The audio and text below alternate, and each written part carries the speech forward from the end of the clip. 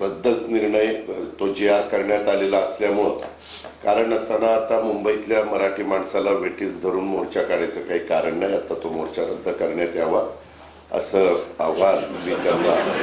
हो ना, ज्या कारणाकरता मोर्चा होता ते रद्दच झालेलं ना बाबा.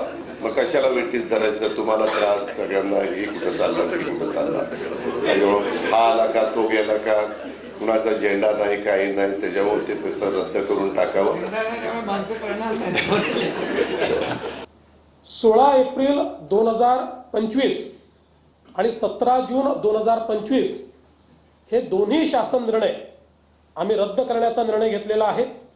हे दोन्ही शासन निर्णय या ठिकाणी रद्द आम्ही करतो.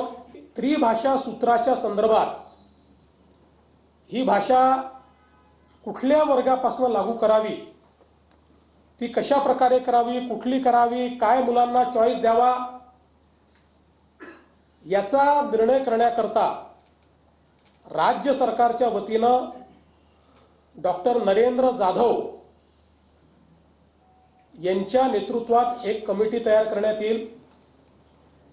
आपण सगळे जाणता डॉक्टर नरेंद्र जाधव साहेब प्लॅनिंग कमिशनचे मेंबर होते, कुलगुरू होते, शिक्षण तज्ज्ञ म्हणून त्यांना आपण ओळखतो. त्यामुळे त्यांच्या नेतृत्वामध्ये एक समिती या ठिकाणी तयार केली जाईल. त्यात काही सदस्य अजून असतील, त्यांची नावं लवकरच घोषित केली जातील. आणि या समितीचा रिपोर्ट आल्यानंतरच त्रिभाषा सूत्र त्या रिपोर्टच्या आधारावर या ठिकाणी लागू केलं जाईल.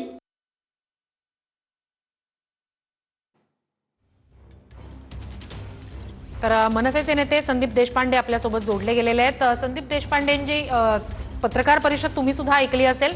ते रद्द करण्यात आलेले आहेत जी.आर. दोन्ही. महाराष्ट्रातल्या सगळ्या मराठी माणसांचा विजय आहे. मराठी माणसाच्या दबावापुढे सरकार चुकलेलं आहे.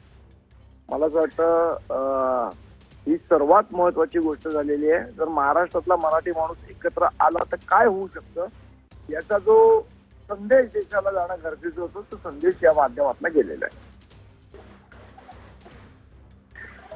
झोपलेल्याला उठवता येतं पण सोंग घेणाऱ्यांना उठवता येत नाही. आणि हा निर्णय म्हणजे समिती नेमणं, त्याचा अहवाल स्वीकारणं, हे उद्धव ठाकरे मुख्यमंत्री असतानाच झालेला हा निर्णय होता. मग राज ठाकरेंनी हा प्रश्न उद्धव ठाकरेंना विचारावा. मला असं वाटतं त्यावेळेला काय झालेलं, सरकारमध्ये काय नाही झालेलं याची मला कल्पना नाही. पण आत्ताच्या सरकारने तो जो जी.आर. काढला होता, तो जी.आर. रद्द करणं गरजेचं होतं. आणि तो मराठी माणसाच्या एकजुटीमुळे रद्द झालेला आहे.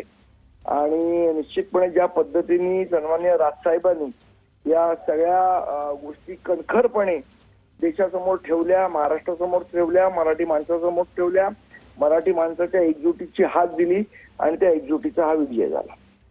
नक्कीच. धन्यवाद, तुम्ही आमच्याशी संवाद साधला त्यासाठी.